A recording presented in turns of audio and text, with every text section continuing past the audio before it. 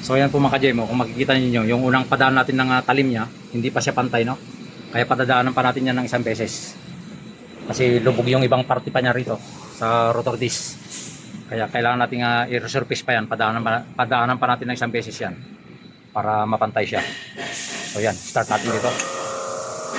So ito po mga ka-Jem, magpapalit na naman tayo ng front brake pads, pero ito i-resurface natin itong kanyang rotor disc kasi nag-metal to metal siya. Yan, kinain na niya yung brake pads dito sa kanyang rotor disc. So ito yung bago natin. Ito, harap at likod yung papalitan natin mga ka-GM. Bali, tatanggalin natin to, i-resurface natin para makinis siya, no? Pero ito, kung may budget yung customer, pwede na natin papalitan ito, kaso lang wala pa siyang budget. So, i-replace lang muna natin yan. Ito po mga ka-GM, nagpalit tayo ng front brake pads, no? Ito, kinapit na natin yung bago. Tapos prenish natin yung kanyang caliper dito. Tapos titignan natin itong kanyang may sliding pin kung gumagalaw ito para i-lubricate natin, no? Huwag na natin abutin yung kanyang rotor disc kasi lalaki yung gastos ng customer natin pag ginabot ito. Ito pala yung kanyang lumang. Out of thickness na siya, sobrang nipis na kaya pinalitan natin. Ito yung bago natin. So yan po, like and share para magkaroon ng idea yung iba. So prenish natin yung caliper, gamit natin yung pinabrigate nating tools ng mga ka-GM. Yan, na-press na natin at ikakabit na natin dito. Kasi pinalitan natin ang front brake pads ito. Dahil lubos na yung luma niya. Yan o, manipis na siya.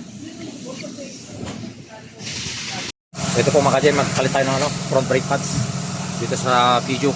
Yan o, inabot na kasi itong kanyang brake sensor. So kaya nakailaw na sa dun sa kanyang dashboard. So ito, kinabit na natin yung bago dito. Tapos prenish natin yung brake caliper at ilalagay na natin siya. So ito, magpalit tayo ng brake pads mga ka-GM dito sa pangharap. So yan, tanggal natin yung caliper. So ayan po mga ka-GM, titingnan nyo dun sa pangloob makapal pa, pero itong panlabas sobrang nipis na siya. Kasi ang nangyari mga ka-GM yan, makita nyo, baliktad yung kabit nila. Baliktad ito yung dito sa panloob nailagay. Bali nailagay na nila dito sa panglabas yung pangloob. Bali nailagay na nila dito sa panglabas yung pangloob. Baliktad kaya ito madaling naubos. Kasi ito may ambok siya rito. Ito yung panloob. Yung nailagay nila sa panloob, ito yung panlabas. Ayan. Kaya titingnan natin pag nagkabit kayo ng brake pads mga ka-GM. May baliktaran yan kasi ayan, baliktad yung kabit nila. So papalitan natin ng bago at ito i-resurface natin kasi sobrang lalim na siya. So ayan, magkaiba yung korte niyan mga ka-GM. Ito yung panloob, ito yung outer side.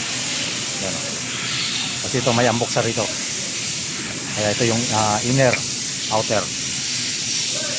So ayan mga ka-GM, yung kasamahan ko nag-resurface ng brake rotor disc pangharap para makinis siya at mawala yung vibration, mawala yung kanyang ingay, no? Yan yung ginagawa, kaya nire-resurface, kailangan i-resurface yan para hindi masira agad yung front brake pads.